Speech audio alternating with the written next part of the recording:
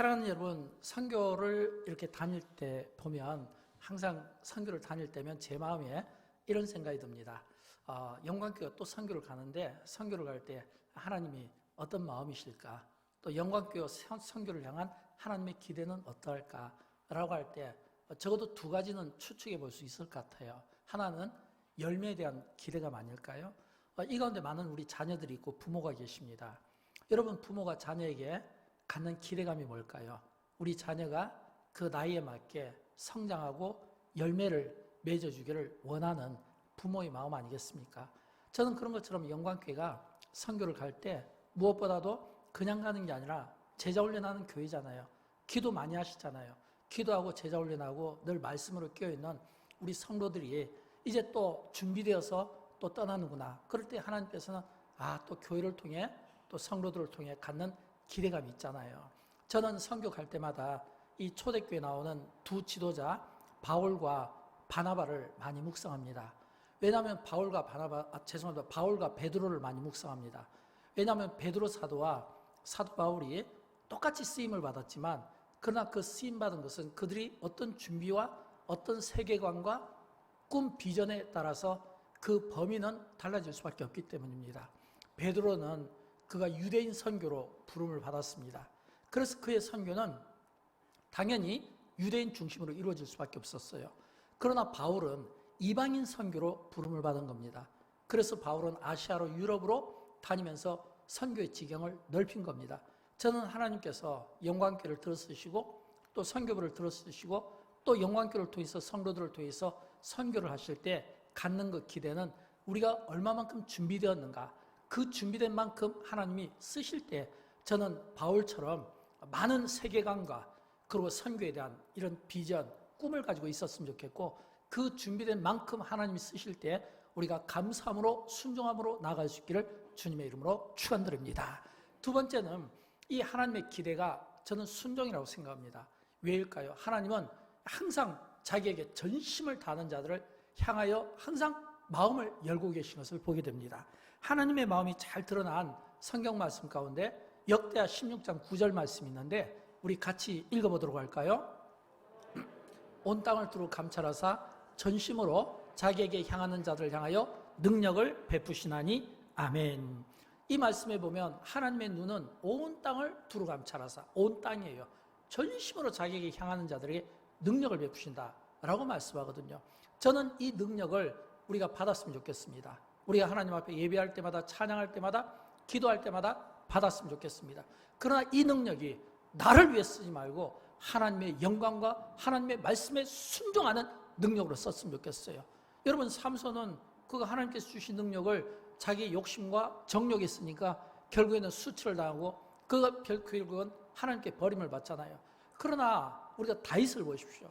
그는 많은 실수와 허물이 있지만 그러나 성경에 보면 하나님께서 다윗을 말씀하실 때 내 마음에 맞는 자다, 또 내 마음에 합한 자다. 여러분, 이런 표현을 쓴 것은 왜일까요? 그것은 그만큼 이 다윗의 삶이 비록 부족이 있었지만 그러나 하나님의 마음에 맞다, 내 뜻을 다 이루리라 라고 말씀하실 때는 그 다윗에게 본 마음이 있지 않겠습니까? 그 마음이 하나님이 보실 때 순종적인 마음 아니었을까요? 왜냐하면 성경은 교만한 자들에 대해서는 치신다고 말씀하고 있고 그러나 순종하는 자들, 겸손한 자들에게는 은혜를 베푸신다고 말씀하고 있잖아요. 그렇다면 다윗의 삶이 분명 겸손과 순종의 삶으로 하나님께 은혜를 입었다라고 말씀드릴 수가 있을 겁니다. 저는 영광교회가 선교할 때 이 선교가 자랑이 되지 않기를 바랍니다. 이 선교가 하나님 앞에 겸손하게 쓰임받기를 바랍니다. 그러면서 또 선교를 명령하시고 선교를 말씀하시는 하나님의 그 말씀이 있기에 우리가 순종하고 나아감으로 선교의 지경이 넓혀지고 하나님께 영광을 올려드리기를 주님의 이름으로 축원드립니다. 저는 시편 96편을 묵상하면서 두 단어에 집중합니다. 이 시편 96편은 특별히 우리에게 두 가지 단어를 주고 있는데 그 첫 번째 단어가 뭐냐면 모든 나라입니다. 모든 나라. 모든 나라라는 이 말은 하나님은 몇몇 특정 나라의 영광을 받으시고 그 나라에 은혜를 베풀어 주시는 것이 아니라 모든 나라, 모든 민족, 모든 백성, 모든 족속들에게 영광을 받으시기를 원하시며 영광 가운데 그들을 다스리시는 분이신 것을 우리가 기억해야 됩니다. 그래서 시편 96편에서 모든 나라라고 했을 때는 세 가지가 강조되는데 그 첫째는 뭐냐면 모든 나라에 하나님의 영광을 선포하라 이렇게 되어 있어요. 모든 나라에. 오늘 본문 2절과 3절 말씀인데 우리 같이 읽어보도록 할까요?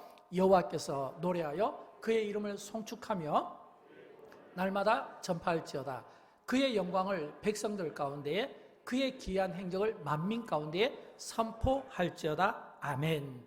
여러분, 이 말씀은 지금 하나님의 구원을 선포하고 하나님의 영광을 선포하고 하나님의 기이한 행적을 선포하는데 어디에 선포하냐면 백성들 가운데.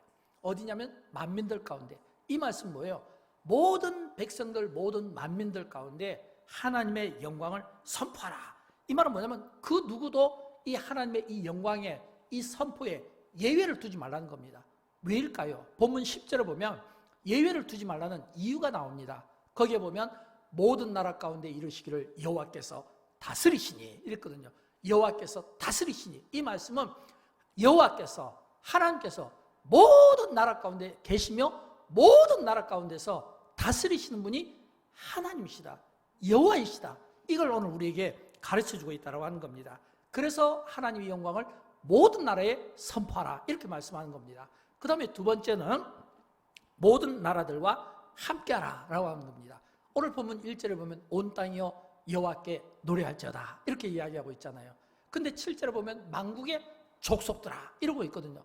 이 말은 온 땅과 만국의 족속들에게 전부 하나님은 함께 하신다라고 하는 겁니다. 무엇을 말할까요? 하나님의 위대하심과 영광은 어느 특정 어떤 나라나 어떤 특정 소수에 임하는 것이 아니라 하나님은 모든 나라를 상대합니다. 모든 백성을 상대합니다. 모든 족속들을 상대합니다. 만국의 족속들아, 만국의 족속들을 상대하시면서 그들과 함께하기를 원하시는 하나님이시다라고 하는 겁니다. 그러므로 모든 족속들이, 나라들이 하나님과 함께한다면 어떻게 해야 될까요? 하나님과 함께하고 동행하는 그 기쁨이 우리에게 있어야 되고 그 은혜가 있어야 되고 그 기쁨과 은혜 가운데 우리가 무릎을 꿇고 하나님께 경배와 영광을 올려드려야 되지 않겠습니까? 저는 우리가 예배 때마다 모든 민족들과 모든 나라들과 모든 족속들과 함께 하시는 그 하나님의 그 영광 가운데 우리의 예배가 드려지기를 원하고 그 영광 가운데 그 영광을 우리가 목도할 수 있기를 주님의 이름으로 축원드립니다. 세 번째는 모든 나라에 하나님의 심판을 경고하라라고 하는 겁니다. 왜일까요? 여러분, 우리가 성경을 보게 되면 이 성경 가운데 특별히 가짜, 거짓, 우상숭배 이런 것들이 많이 나오잖아요. 또 우리가 요즘 현대용어로 쓰면 세속적인 것들이 많이 나오잖아요. 근데 그들에게 무엇이 필요하냐면 하나님의 구원이 필요한데 이 하나님의 구원이 왜 필요할까요? 심판 때문입니다. 심판 때문이에요. 오늘 보면 5절에 보면 만국의 모든 신들은 우상들이지만 여호와께서는 하늘을 지으셨음이로다. 또 13절에 보면 그가 임하시되 땅을 심판하러 임하실 것임이라. 땅을 심판하러 임하실 것임이라. 그가 의로 세계를 심판하시며 그의 진실하심으로 백성을 심판하시리로다. 이 말은 그 어떤 땅도, 그 어떤 세계도, 그 어떤 백성도 하나님의 심판에서 예외가 될 수 없다는 겁니다. 이 말을 바꿔 이야기하면 우리가 복음을 드려야 되고 우리가 복음을 전해야 되는 이유는 이 심판 가운데 구원함을 얻기 위해서는 어떻게 해야 됩니까? 우리에게 주신 예수 그리스도, 그 이름이 권세가 있는 것은 구원이 있고 죄사함이 있고 그 안에는 영생이 있잖아요.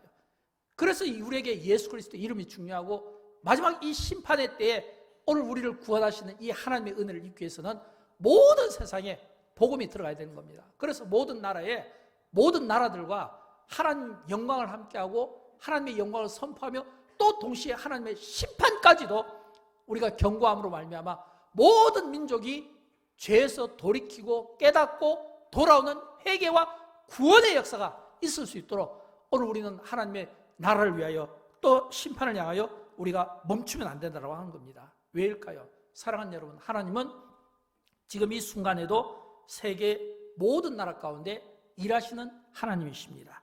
하나님께서는 택한 자들을 통해서 모든 나라에 보내시고 또 모든 나라에 교회들을 세우시고 그 교회들을 통해서 모든 나라로 또 보내시면서, 이 보낸다는 말은 선교를 뜻하는데 보내시면서 놀라운 변화의 역사를 만들어가고 계신다는 겁니다.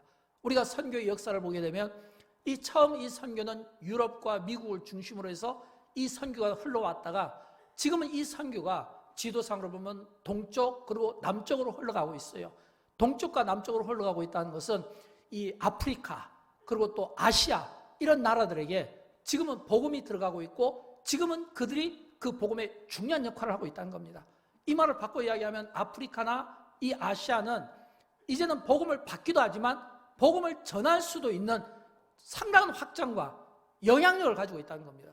그 중에 대표적인 나라가 우리 대한민국, 우리 한국 아니겠습니까? 물론 지금은 우리 대한민국이 예전만큼은 아닌 것 같아요.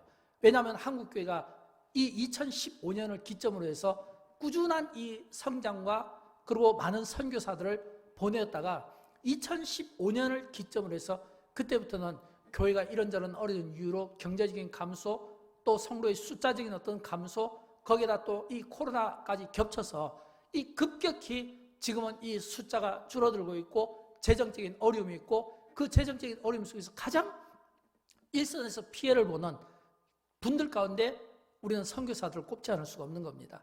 많은 선교사들이 경제적인 어려움 때문에 귀환하기도 하고 또는 한국에 머물기도 하고 때로는 또 이 사역지를 찾지 못하는 이런 일들이 오늘 우리에게 일어나고 있다고 하는 겁니다. 그러나 여러분 우리는 우리 눈앞의 현실을 보면 참 답답하기 그지없고 참 이렇게 하나님의 교회가 약해지는 모습을 보면 마음이 아프지만 그러나 우리는 그 어떤 현실이나 또는 우리 앞에 펼쳐지는 상황에 우리가 매이기보다는 오히려 그럴수록 우리가 더 힘쓰고 더 애써서 하나님의 영광을 위하여 선교를 위하여 하나님이 기뻐하시는 이 일에 있어서 하나님이 우리를 마지막 시대에 복음을 전하는 이 사명을 주고 우리가 선교의 사명을 주었다면 이 마지막 이 사명을 잘 감당하는데 우리는 더 열심히 더 부지런히 더 노력하고 더 전략해서 우리가 이 귀한 선교의 사명들을 감당해야 된다고 저는 생각을 합니다. 왜냐하면 하나님은 그 마음은 항상 선교에 있거든요. 그래서 저는 우리가 기도할 때마다 하나님 영광교회가 부족하지만 비록 영광교회가 큰 힘은 갖고 있지 않지만 그러나 하나님께서 주신 많은 물질들을 선하게 흘려보냄으로 말미암아 세계 선교를 감당하고 하나님의 기쁨이 되고 모든 민족과 열방을 구원하고 살리는 이 거룩한 일에 쓰임받게 하여 주옵소서. 이런 이 기도가 저와 여러분에게 있게 되기를 주님의 이름으로 축원드립니다. 두 번째는 노래입니다. 이 시편 96편에서 모든 나라가 강조된다는 것은 하나님은 모든 나라에 일하시는 분. 그러면서 두 번째는 노래가 강조돼요. 자, 그러면 우리 1, 2절을 다시 한번 읽어보도록 할까요? 새 노래로 여호와께 노래하라. 온 땅이여 여호와께 노래할지어다. 여호와께 노래하여 그의 이름을 송축하며 그의 구원을 날마다 전파할지어다. 아멘. 여러분 이 말씀은 하나님이 모든 나라, 민족, 열방들 가운데 일하시는 분이라고 했잖아요. 또 하나님은 일하실 때 우리에게 어떤 영광을 받고 싶어 하냐면 우리의 노래를 통하여 영광을 받고 싶어 하는 겁니다. 그래서 하나님이 다스리는 모든 땅에 하나님의 그 영광을 노래할지어다. 여호와께 노래할지어다. 여호와께 노래할지어다. 그의 이름을 송축하며 날마다 노래하고 전파할지어다. 여러분 이 노래가 왜 필요할까요?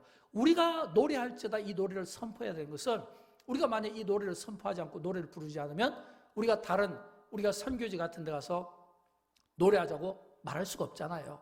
우리가 먼저 노래하고 찬양함으로써 그 찬양과 그 경배 가운데 하나님께서 또 그 민족과 그 열방 가운데 우리의 그 노래를 그들이 따라 부름으로써 함께 하나님께 그 영광의 찬양을 부르게 된다라고 하는 것입니다. 그래서 오늘 본문 1절과 11절에 보면 찬양할 때 어떻게 하냐면 새 노래로 여호와께 노래하라. 그 다음에 11절에 보면 하늘은 기뻐하고 땅은 즐거워하며 이 이야기는 하나님께 찬양하고 노래할 때 본문에 보면 모든 사람과 자연까지도 이 찬양을 기뻐하고 즐거워하고 있다라고 하는 겁니다. 저는 선교학적인 면에서 이 시편을 이렇게 생각해 봅니다.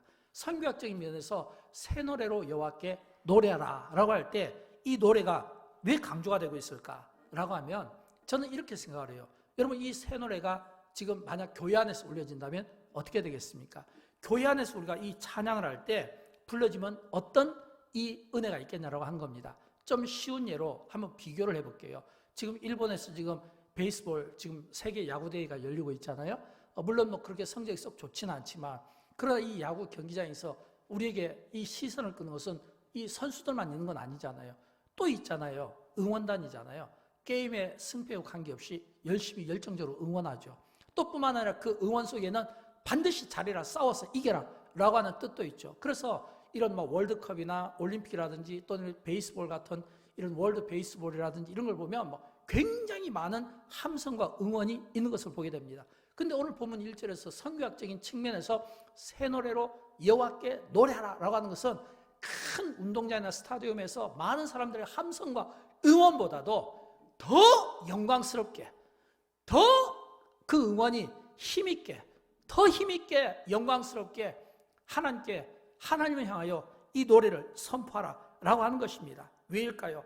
우리가 찬양할 때 이 노래는 이게 그냥 사람들끼리 경계하면서 이겨라, 잘 싸워라, 열심히 해라 이런 의미가 아니라 우리의 노래는 그런 의미가 아니에요. 오늘 보면 3절에 보면 나오는데 우리가 노래하는 이유가 있습니다. 한번 같이 읽어보도록 할까요?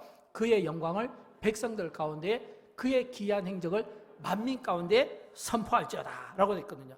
여러분, 이 말씀은 우리의 노래가 단순하면 안 되는 이유가 뭐냐면 우리의 이 노래가, 이 찬양이, 새 노래가 하나님의 영광을 백성들 가운데 드러나며 하나님의 기이한 행적들을 모든 만민 가운데 드러나게 하라는 겁니다.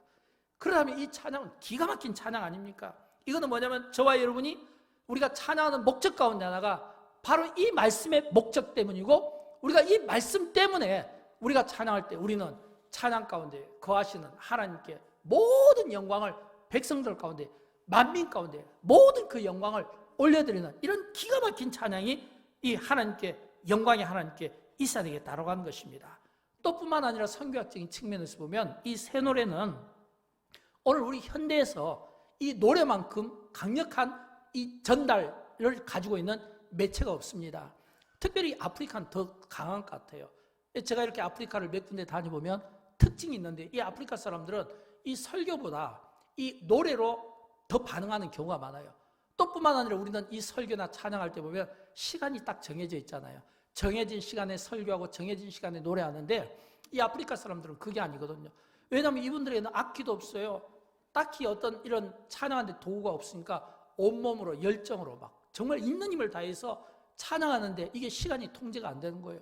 막 1시간, 2시간씩. 어쩐 때는 저희가 다른 스케줄 때문에 찬양할 때 이렇게 몰래 나오게 되는 경우들도 있거든요. 이거는 그만큼 그들이 이 찬양 노래를 통해 하나님께 막 올려지는데 이 기쁨이 얼마나 강력한지 이게 그냥 멈출 줄을 모른다는 겁니다. 바꿔 이야기하면 그만큼 노래가 서로 사람들의 마음속에 스며들게 되고 감동이 되고 이해가 되고 찬양 가운데 거하시는 하나님을 찬양 속에서 만나는 일들이 생겨나라고 하는 겁니다.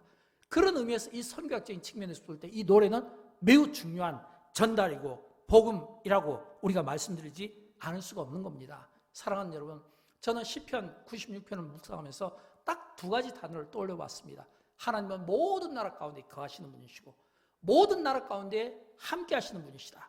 또 하나님은 모든 나라와 모든 사람들에게 찬양 가운데 계시고 그 찬양을 받으시는 분이시다. 그렇다면 여러분, 이런 기가 막힌 이 은혜가 오늘 우리에게 있습니다. 그러면 여러분, 우리는 어떻게 해야 될까요? 영적인 안목을 가지고 영적인 눈을 뜨고 하나님이 행하시는 이 일들을 보면 좋겠습니다. 하나님이 행하시는 일들, 모든 나라 가운데 모든 세계 가운데 일하시는 영광스러운 하나님, 그 하나님을 선포하는 이 일이 오늘 우리의 영적인 안목을 통해서 우리가 보면 좋겠어요. 그럴 때 우리는 월드 크리스찬, 월드 비전이라는 단어를 우리가 사용할 수 있는 겁니다. 또 뿐만 아니라 찬양 가운데 머무시는 하나님, 우리의 찬양이 우리만의 찬양이 아니라 우리의 찬양이 다른 사람들에게 전해지면서 이 세계가 하나님을 중심으로, 그 어린 양 보좌 위에 계신 그 하나님을 중심으로 모든 세계가, 민족이, 열방이 하나님을 향해 손을 두고 구원의 하나님을 찬양하는 이런 이 영광스러움을 안목을 가지고 보면 좋겠어요. 여러분, 사도 요한이 요한계시록에서 그가 쓴 그 기록은 뭐예요? 전부 안목을 가지고 썼잖아요. 하나님께서 요한에게 보여주신 환상이잖아요. 요한에게 보여주신 그 하늘의 기가 막힌 웅장한 예배와 하늘의 심판과 앞으로 있게 될 새 하늘과 새 땅에 대한, 왜 그게 요한에게만 보여졌을까요? 다른 사람들에게는 왜 보이지 않았을까요? 저는 안목의 차이라고 생각합니다. 우리가 어떤 영적인 안목을 가지고 있는가, 우리가 어떤 영적인 은혜에 대한 목마름을 가지고 있는가, 그 영적인 눈을 가지고 있는가, 거기에 따라서 하나님께서 준비된 만큼 우리에게 보여주시지 않겠습니까? 저는 그럴 때 우리가 영적인 안목을 가지고 하나님이 행하시는 일을 보면 좋겠어요. 하나님이 행하시는 기적을 봤으면 좋겠어요. 하나님이 행하시는 기이한 일을 봤으면 좋겠어요. 우리가 기도하고 우리 속에서 이런 기이한 일이 일어나지 않는다고 해서 이 지구촌에서 이런 기이한 일이 일어나지 않는 것은 아닙니다. 우리가 하나님 앞에 예배하고 기도해서 기적이 일어나지 않는다고 해서 이 지구촌에 있는 모든 곳에서 기적이 일어나지 않는 것은 아니에요.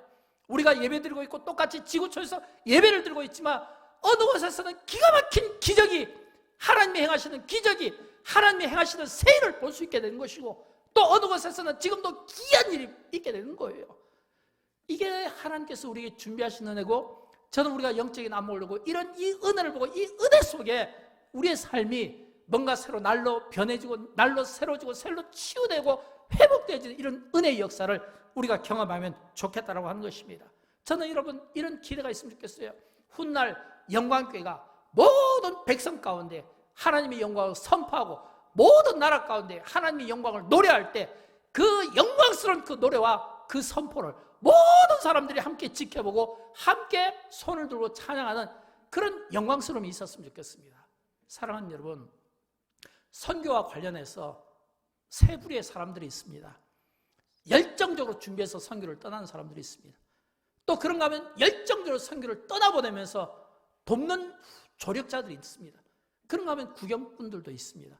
저는 여러분 할 수만 있으면 영광교회가 정말 열정적인 사람들이 넘쳐서 선교에 헌신하고 또 선교를 다녀오고 떠나보낸 이런 거룩한 일에 쓰임받음으로 말미암아 그날에 우리 주님께서 그 문나라 모든 영혼들을 향한 그 구원의 그 역사 가운데 우리의 행위가 하나님 나라에서 기억되면 좋겠어요. 여러분 우리가 소원하는 것은 우리가 마지막 때에 우리가 하나님 앞에 섰을 때 우리가 듣고 싶은 이야기는 딱 이 한마디만 되지 않겠습니까? 잘하였도다. 딱 저는 이 한마디만 되겠어요. 잘하였도다. 우리가 많은 일들을 했지만 그러나 그 일 가운데 잘하였도다. 저는 이 한마디만 족합니다. 우리가 마지막 그때에 우리가 주님 앞에 섰을 때 잘하였도다. 이 한마디면 족하지 않겠습니까? 저는 이런 이 마음을 가지고 선교에 임하고 있습니다. 저는 영광교회 이 처음 담임 목회를 시작하면서부터 선교 비전을 가지고 시작했습니다. 저의 선교 비전, 영광교회 선교 비전 여러분 아시죠? 다시 한번 보도록 할까요? 영광교회 선교 비전은 이사야 49장 6절 말씀입니다. 우리 같이 한번 읽어보도록 합니다. 너를 이방의 빛으로 삼아 나의 구원을 베풀어서 땅끝까지 이르게 하리라. 여러분 이게 영광교회 선교 비전입니다. 너를 이방의 빛으로 삼아 나의 구원을 베풀어서 땅끝까지 이르게 하리라. 이 말씀을 붙잡고 제가 1999년 제1차 단기 선교를 중국으로 다녀왔어요. 그때 제1차 단기 선교를 1999년 그때 많은 우리 젊은 합주단을 비롯한 우리 많은 권사님들 모시고 중국 단기 선교를 다녀오고 그것이 첫 시작이 되어서 동남아 선교가 이루어지고 아시아 선교가 이루어지고 유럽 선교가 이루어지고 아프리카 선교가 이루어지고 중동 선교가 이루어지고 남미 선교가 이루어지고 이제 다다음 주에 이제 또 우리가 이제 또 부활절 날 또 영광교회 또 선교사를 다시 또 이렇게 세우게 될 텐데 이제 영광교회 파송 협력 선교사가 50가정이 넘습니다. 협력하는 그 기간까지 치면 거의 2배에 가까운 이런 많은 선교사들을 우리가 참 이렇게 적은 교회 적은 숫자가 감당한다는 그 자체가 기적 아니겠습니까? 그런데 여러분 왜 이 일을 하게 될까요? 저는 이렇게 선교의 이 지경을 참 넓히게 된 것이 너무 감사한데 이 일을 하면서도 불구하고 이 일이 지금까지 막히지 않았던 것은 저는 믿기 때문입니다. 무엇을요? 여러분 영광교회 선교 선언문 아시죠? 교회 홈페이지에 보면 항상 나와 있는데 우리 같이 한번 읽어보도록 합니다. 우리는 예수 그리스도를 통해 모든 사람이 기쁨을 누리도록 모든 일 속에서 하나님의 위대하심을 구하는 열정을 전파하기 위해 존재한다. 우리는 예수 그리스도를 통해 모든 사람이 기쁨을 누리도록 모든 일 속에서 하나님의 위대하심을 구하는 열정을 구하기 위해 전파한다. 저는 여러분 이것이 절대 실패하지 않을 거라고 믿습니다. 왜냐하면 여러분 이것은 하나님의 약속이잖아요. 하나님의 약속이잖아요. 또 뿐만 아니라 예수님의 명령 아닙니까? 예수님께서 마지막 이 제자들을 모아두시고 하신 말씀이 너희는 모든 민족으로 나가라고 했잖아요. 가라고 했잖아요. 저는 제 짧은 목회 경험 속에서 제가 경험하는 것은 지금까지 선교하는 개인, 선교하는 교회, 선교하는 나라가 어려움을 겪거나 망한 것을 본 적이 없습니다. 하나님의 명령이고 예수 그리스도의 명령이신데 그 일이 선교인데 이 선교가 우리의 많은 물질과 시간을 투자하는 것은 맞지만 오히려 그것 때문에 더 좋아지면 좋아졌지 그것 때문에 망하는 경우는 없어요. 하나님의 약속이고 하나님의 구원이기 때문에 그렇습니다. 그러므로 기독교는 반드시 이 앞에 있는 이 자막에 있는 이 내용을 우리가 숙지하는 게 중요합니다. 우리 같이 한번 읽어보도록 할까요? 기독교는 하나의 메시지가 존재한다는 것을 우리는 증명해야 된다. 그 하나의 메시지에서 교회들이 시작되었기 때문이다. 그러므로 선교의 꿈은 우리 교회만의 것이 되면 안 된다. 모든 교회들을 위한 것이어야 한다. 아멘. 여러분, 기독교는 하나의 메시지가 존재한다는 것을 우리가 증명해야 됩니다.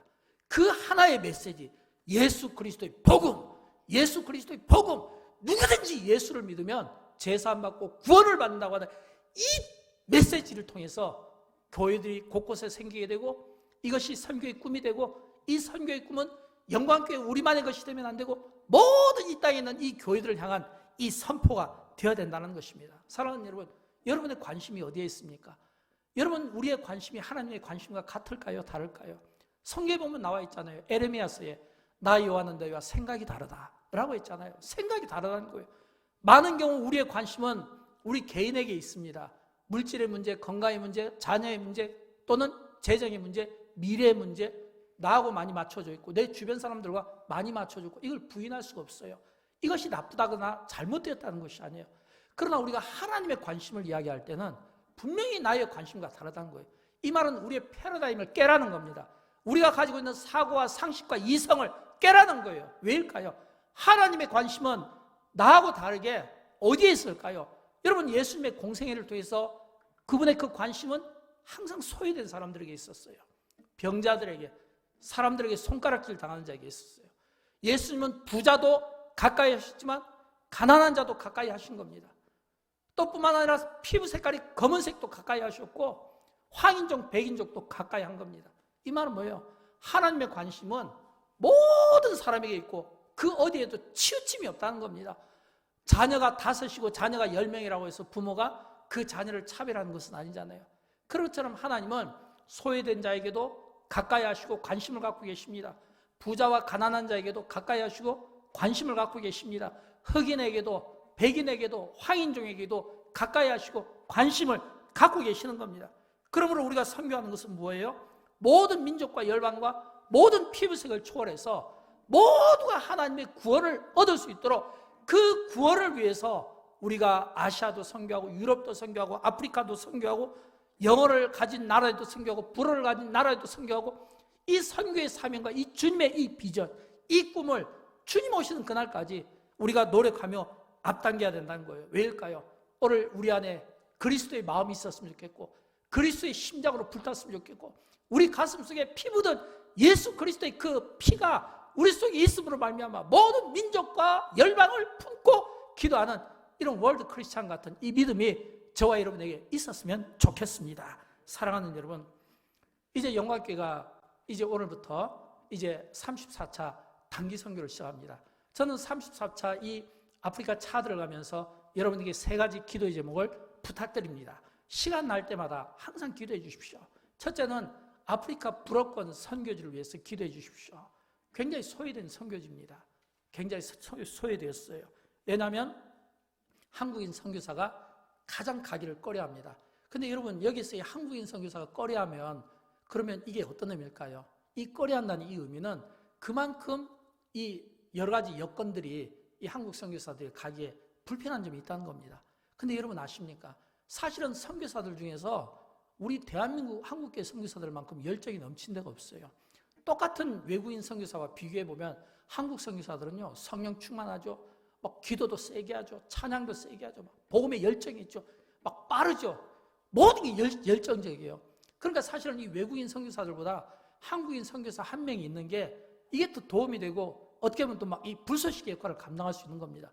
그러나 안타깝게도 현재 선교사가 2%밖에 되지 못하는 열악한 가운데 있습니다. 언어가 다르다는 점, 불편하다는 점, 문화가 또는 거리상 이런 이유로 그러나 불어권도 여전히 하나님의 은혜가 필요하고 구원이 필요하고 생명이 필요한 분들이 거기에 있다는 것을 기억하고 이 불어권 선교지를 위해서 여러분이 함께 기도해 주시기를 부탁드립니다. 두 번째는 차드를 위해서도 기도해 주십시오. 이 아프리카 차드는 정치, 경제, 종교 모든 부분에서 좋지가 못합니다. 왜냐하면 종교적인 부분을 치면 마을마다 이미 이슬람이 다 들어와 있고 이슬람 다 그 교회들이 이미 세워져 있어요.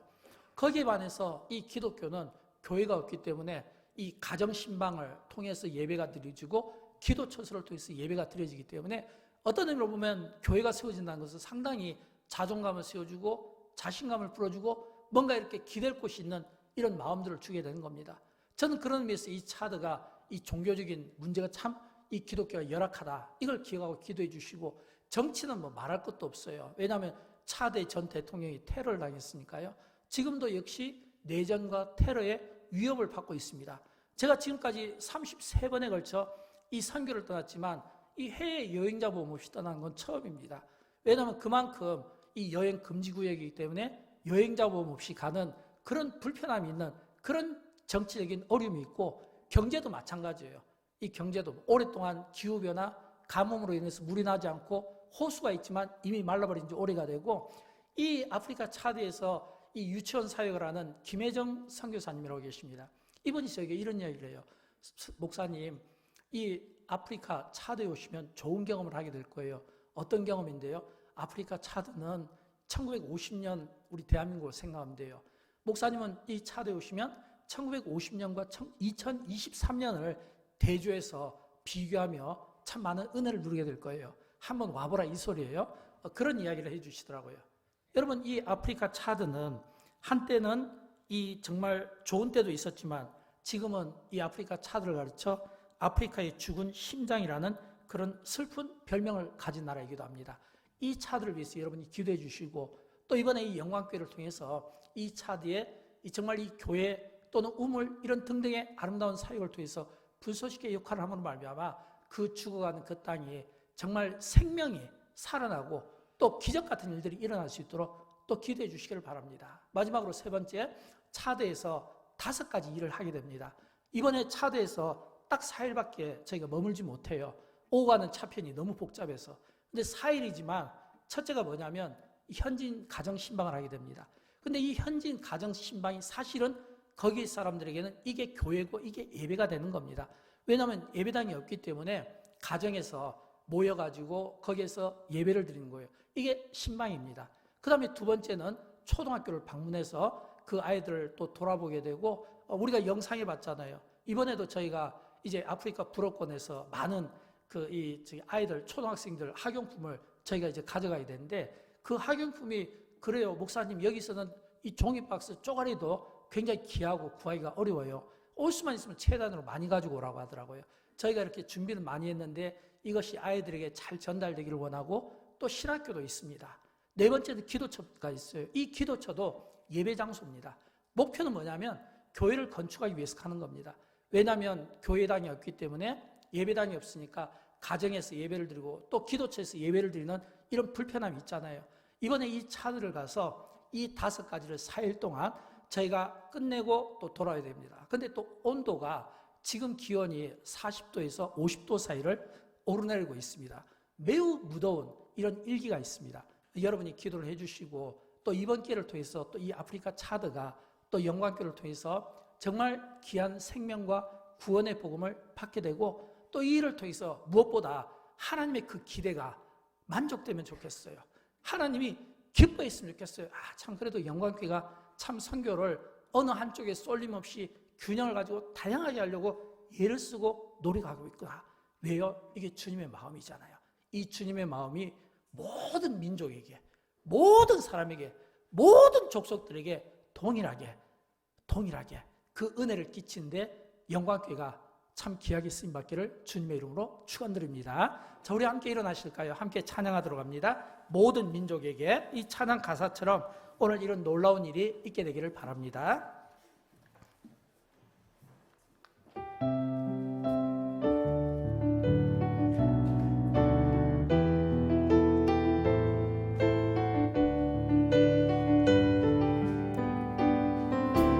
모든 민족에게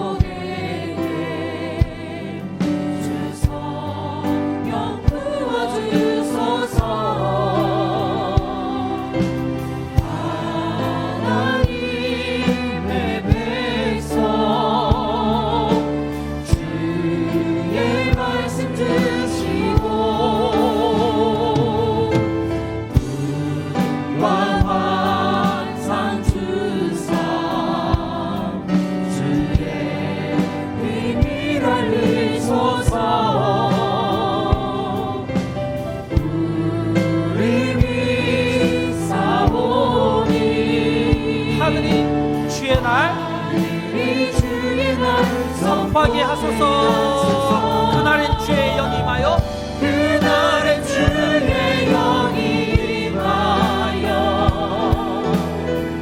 금능이 땅 위에 일어나리라.